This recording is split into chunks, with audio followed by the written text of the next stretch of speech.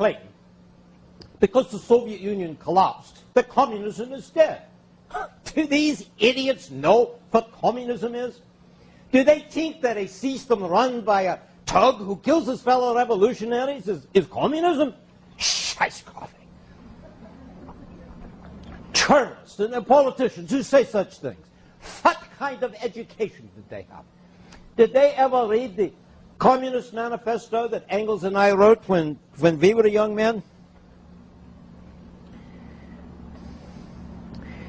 In place of the old bourgeois society, with its classes and class antagonisms, we shall have an association in which the free development of each is the condition for the free development of all. Did you hear that? An association. Do you know what the objective of communism is?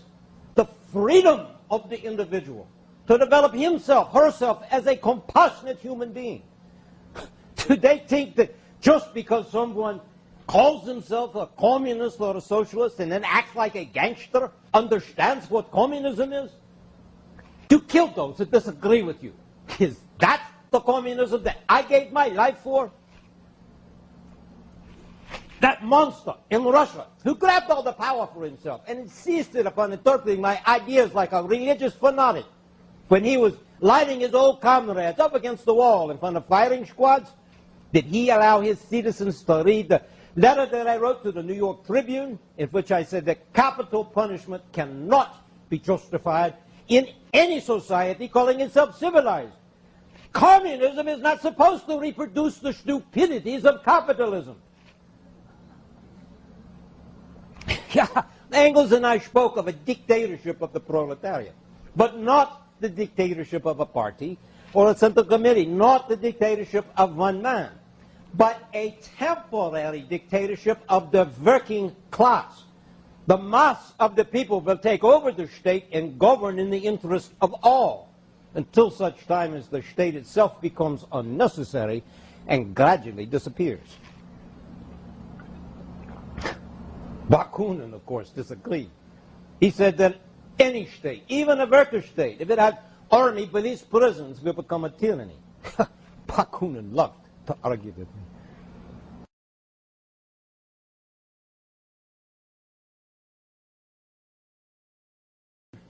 Let me tell you about that magnificent episode in human history. The Commune de Paris. The story starts with stupidity. I'm speaking of Napoleon III, nephew of Bonaparte. He was a buffoon, a stage actor smiling to the crowds while 16 million French peasants lived in blind, dark hovels, their children dying of starvation. But because he kept the legislature, because people voted, people thought that they had a democracy. A common mistake. Bonaparte wanted glory, so he made the mistake of attacking Bismarck's armies and was quickly defeated. Whereupon the victorious German troops marched into Paris, where they were met by something more devastating than guns: silence. They found the statutes of Paris draped in black, an immense, invisible, silent resistance. So they did the wise thing. They paraded to the Arc de Triomphe and quickly departed. The old French order, the Republic, liberals they called themselves, they did not dare come into Paris. They trembled with fear, because with the Germans gone, Paris was taken over by the workers, the housewives, the intellectuals, the clerks, the armed citizens. The people of Paris formed not a government, but something more glorious, something that governments everywhere fear: a commune, the collective energy of the people. It was the Commune de Paris. People were meeting 24 hours a day, everywhere, knots of 3 and 4, making decisions together. For the city was surrounded by the French army, threatening to invade at any moment. But Paris became the first free city in the world, the first enclave of liberty in a world of tyranny. If you want to know what I mean by the dictatorship of the proletariat, look at the Commune de Paris. That is a true democracy. Not the democracy of England or America, where elections are circuses, where people are voting for one or another guardian of the old order, where whatever candidate wins, the rich go on ruling the country. It was the Commune de Paris. It only lived for a few months, but it was the first legislative body in history to represent the poor. Its laws were for them. It abolished their debts and postponed their rents. And it forced the pawn shops to return their most necessary possessions. Their leaders refused to take salaries higher than the workers. They shortened the hours for bakers and planned how to give free admission to the theaters for everyone. And the great Courbet himself, whose paintings had stunned Europe, presided over the Federation of the Artists. They reopened the museums and set up a commission for the education of women, something unheard of, the education of women. And they took advantage of the latest in science, the lighter-than-air balloon. They launched one from Paris to soar over the countrysides, dropping printed materials to the peasants. It's a simple, powerful message. Our interests are the same. A message that should be dropped to workers everywhere in the world. And the Commune declared the purpose of schools to teach the children to love and respect their fellow creatures. I've read your endless discussions of education. What nonsense! It teaches everything necessary to succeed in a capitalist world. But does it teach the youth to struggle for justice? The communards understood the importance of that. They taught not only with their words, but with their acts. They destroyed the guillotine, that instrument of tyranny, even revolutionary tyranny. And then, wearing red scarves, carrying a huge red banner, buildings festooned in sheets of red silk, they gathered around the Vendôme column, that symbol of military power. A huge statue surmounted by the bronze head of Napoleon Bonaparte. A pulley was attached to the head, capstan turned, and the head came crashing to the ground. And people climbed over the ruins. A red flag now floated from the top of the pedestal.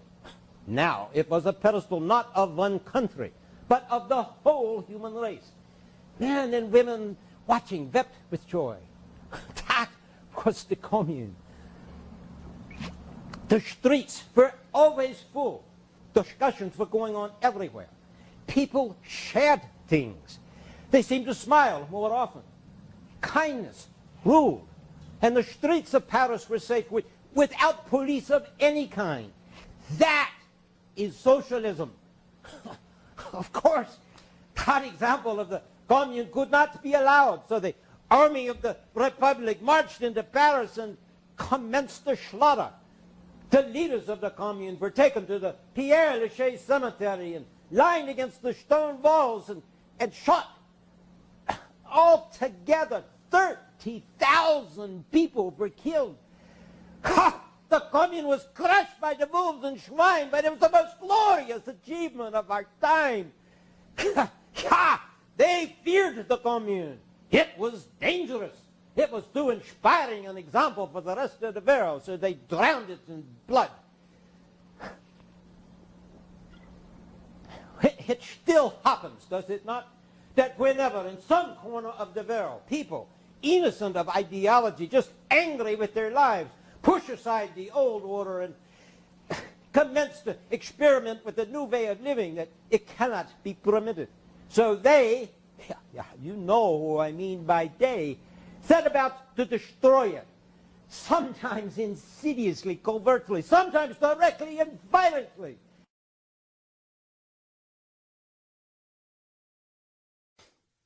I miss my daughters.